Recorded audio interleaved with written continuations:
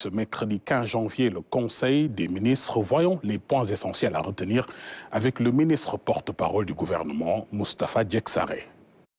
Le Conseil des ministres de ce 15 janvier a tourné autour de 4 points essentiels. Premièrement, la modernisation du secteur des transports et de l'optimisation de son potentiel en matière de création d'emplois décents. Deuxièmement, l'évaluation et le recadrage global du programme Xëyu Ndaw ñi. Troisièmement, le développement maritime et portuaire dans l'agenda national de transformation. Et quatrièmement, le renforcement des relations entre l'État et les religions. Le président de la République a mis l'accent sur l'urgence de moderniser les transports en suivant les recommandations des États généraux du secteur. Le chef de l'État appelle à finaliser un plan d'action gouvernemental prenant en compte divers aspects comme les contraintes juridiques et financières. Il insiste sur l'amélioration de la sécurité routière, notamment pour les cyclomoteurs, et sur le renouvellement des véhicules de transport.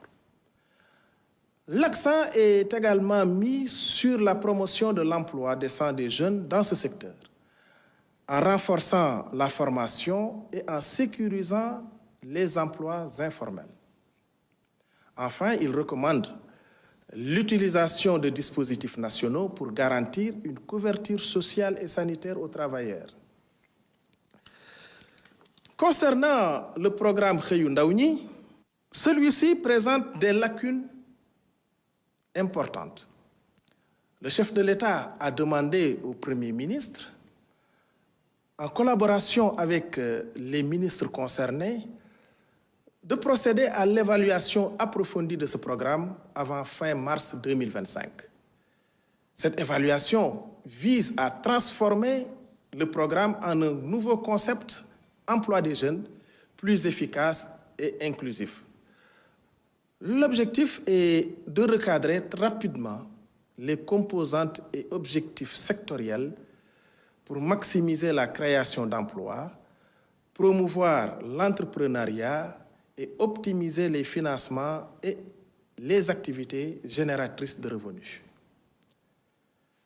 Concernant le développement maritime et portuaire dans l'agenda national de transformation, la vision Sénégal 2050 doit prioriser le développement des infrastructures maritimes et portuaires pour soutenir l'industrialisation et la création d'emplois. D'ici mars 2025, il faut finaliser une nouvelle politique maritime prenant en compte les projets en cours comme Port de Foundiougne, de Bargny, de Sendou et de Ndayane. Des réformes sont nécessaires pour améliorer la gouvernance des ports et aussi renforcer l'Agence nationale des affaires maritimes, l'ANAM. Il est également crucial de moderniser les ports de pêche, d'assurer la souveraineté nationale sur les chantiers navals de Dakar et de renforcer la marine nationale. Le rôle du Conseil national des chargeurs, le COSEC, doit être réévalué et un Conseil national des activités maritimes et portuaires sera créé pour coordonner la mise en œuvre de la politique maritime nationale. Concernant les relations entre l'État et les religions, le chef de l'État a souligné l'importance des foyers religieux dans l'unité nationale et la stabilité sociale du Sénégal. Il a demandé au gouvernement de renforcer les relations avec toutes les confessions religieuses et pour mieux répondre aux besoins des populations. Il a également réaffirmé sa volonté de créer une délégation générale aux affaires religieuses pour institutionnaliser ces relations.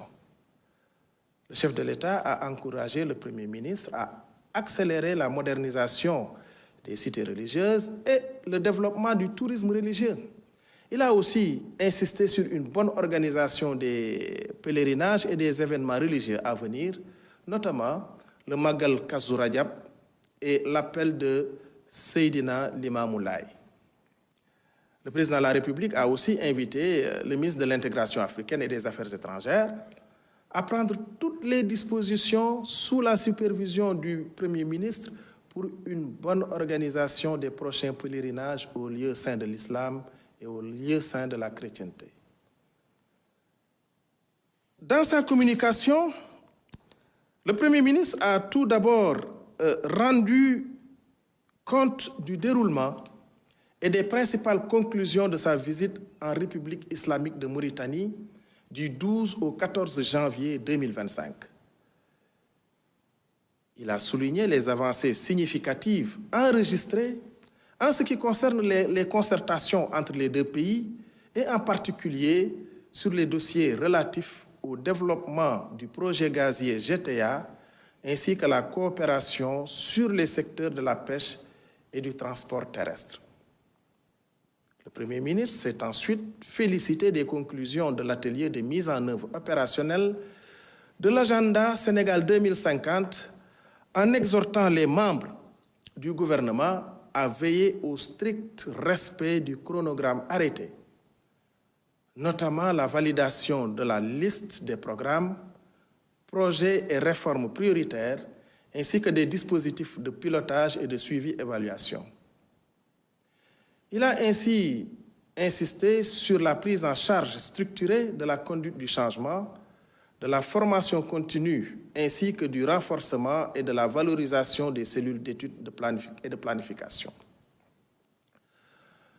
Revenant sur la nécessité d'un suivi minutieux des crédits budgétaires affectés aux dépenses d'investissement, dans l'attente de la maturation des programmes et projets prioritaires de la feuille de route 2025, du plan quinquennal 2025-2029, le Premier ministre a demandé au ministre des Finances et du Budget, en rapport avec le ministre de l'Économie, du Plan et de la Coopération et le ministre secrétaire général du gouvernement, de lui soumettre dans les plus brefs délais la liste des programmes et projets à retenir au titre des dépenses à engager au cours du premier trimestre 2025 en vue de leur approbation par le président de la République.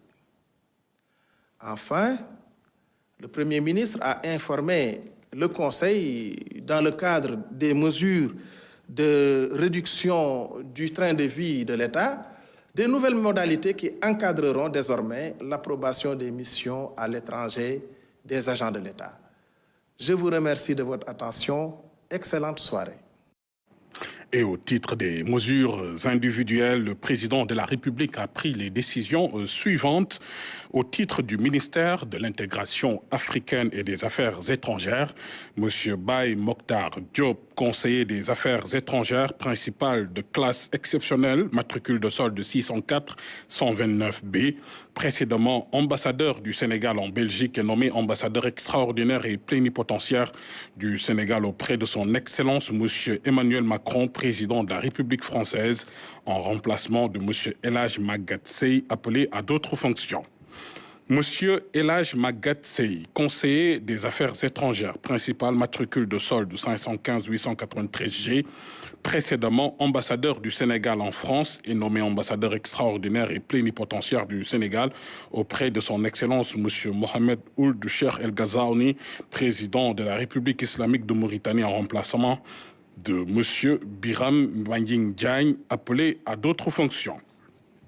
Monsieur Serigne Dieye, conseiller des Affaires étrangères principales, matricule de solde 518-082R, précédemment ambassadeur, directeur de cabinet du ministre de l'Intégration africaine et des Affaires étrangères, et nommé ambassadeur extraordinaire et plénipotentiaire du Sénégal auprès de son Excellence Monsieur Marcelo Rebelo de Sousa, président de la République portugaise, en remplacement de Madame Fatoumata Bintou Rassoul Correa, appelée à d'autres fonctions. Madame Mariam Sy, conseiller des Affaires étrangères principales, matricule de solde 514-789Z, précédemment ambassadeur du Sénégal en Espagne, est nommé ambassadeur extraordinaire et plénipotentiaire du Sénégal auprès de son Excellence M. Adama Barrow, président de la République de Gambie, en remplacement de M. Bassirou Sène, admis à faire valoir ses droits à une pension de retraite. Monsieur Mbamba Koura-Diaye, conseiller des affaires étrangères, principal, matricule de solde 513 808I, précédemment ambassadeur du Sénégal au Burkina Faso, est nommé ambassadeur extraordinaire et plénipotentiaire du Sénégal auprès de son Excellence Monsieur Abdelmadjid Tebboune, président de la République algérienne démocratique et populaire, en remplacement de Monsieur Serigne Dieye, appelé à d'autres fonctions. Monsieur Amadou Nenendoy, conseiller des affaires étrangères principales, matricule de solde 606 903Z, précédemment ministre conseiller à l'ambassade du Sénégal à New Delhi, est nommé ambassadeur extraordinaire et plénipotentiaire du Sénégal auprès de son Excellence Monsieur John Dramani Mahama, président de la République du Ghana, en remplacement de Monsieur Aboubakar Sadir Bari, appelé à d'autres fonctions. Monsieur Stéphane Sylvain Sambou, conseiller des affaires étrangères principales, matricule de solde 611 465C, précédemment ambassadeur, directeur Afrique et Union africaine au ministère de l'intégration africaine et des affaires étrangères, est nommé ambassadeur extraordinaire et plénipotentiaire du Sénégal auprès de son Excellence Monsieur Vladimir Poutine, président de la Fédération de Russie, en remplacement du général Jean-Baptiste Tine, appelé à d'autres fonctions. Monsieur Ousmane Diop, conseiller des affaires étrangères, principal, matricule de solde 616 548E, précédemment ambassadeur, directeur Asie, Pacifique, Moyen-Orient au ministère de l'intégration africaine et des affaires étrangères, est nommé ambassadeur extraordinaire et plénipotentiaire du Sénégal auprès de son Excellence Monsieur Denis Sassou Nguesso, président de la République du Congo, en remplacement de Monsieur Aboulo. Monsieur Djibril Fofana, chancelier des affaires étrangères principales, matricule de solde 519 138G, est nommé consul général du Sénégal à Milan, en remplacement de Monsieur Mamadou Lamine Diouf. Au titre du ministère des Finances et du Budget, Monsieur Babacar Mbaye, inspecteur principal des douanes de classe exceptionnelle, matricule de solde numéro 604 444F, précédemment directeur des opérations douanières, est nommé directeur général des douanes en remplacement de Monsieur Mbaye Ndiaye, appelé à d'autres fonctions. Monsieur Ousmane Kane, inspecteur principal des douanes de classe exceptionnelle, matricule de solde 606 888D, précédemment directeur régional du Nord, est nommé directeur des opérations douanières en remplacement de M. Babacar Mbaye, appelé à d'autres fonctions. M.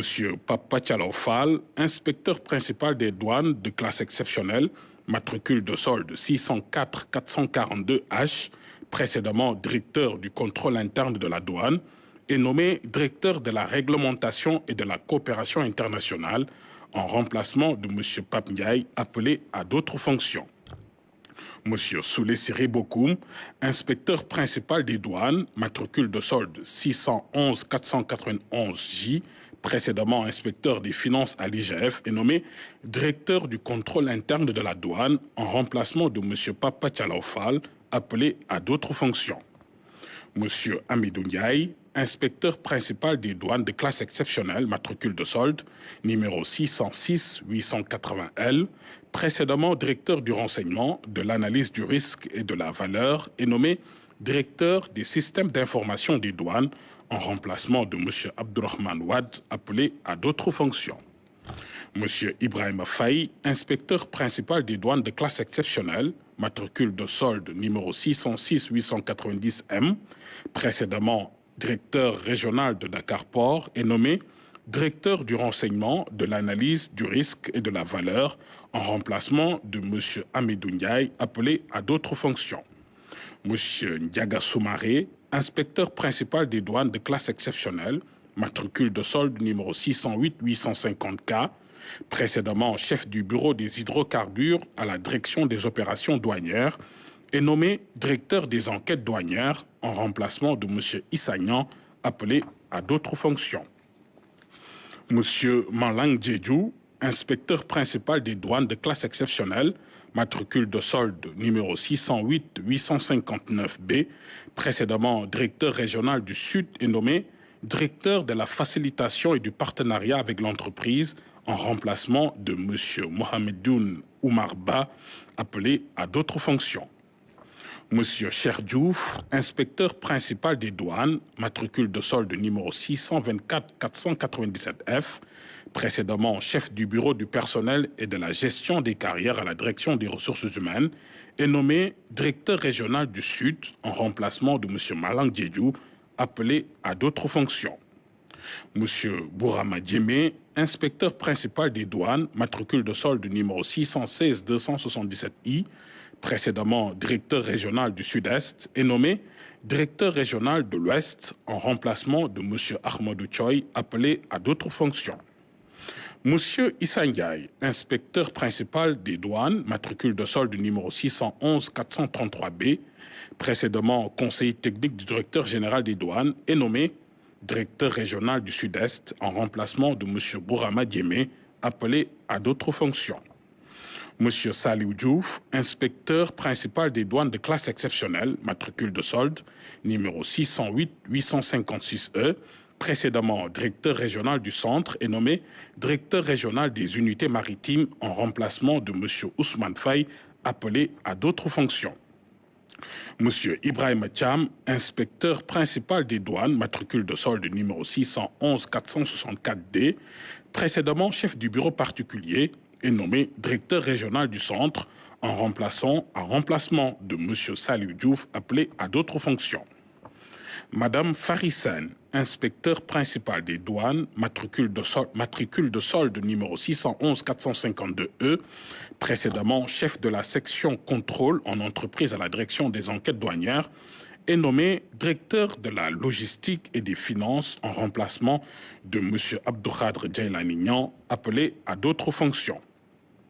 Monsieur Babacar Manning Fall, inspecteur principal des douanes de classe exceptionnelle, matricule de solde numéro 606 887 E, précédemment chef du bureau des douanes de Dakar Port Sud à la direction des opérations douanières, est nommé directeur régional de Dakar Port en remplacement de M. Ibrahim Faye, appelé à d'autres fonctions. Monsieur Mamadou Diamé, inspecteur principal des douanes, matricule de solde numéro 616 196 M, précédemment chef du bureau de transit, transbordement et réexportation à la direction des opérations douanières, est nommé directeur régional des hydrocarbures en remplacement de M. Abdourahmane Ba, appelé à d'autres fonctions. Et enfin, M.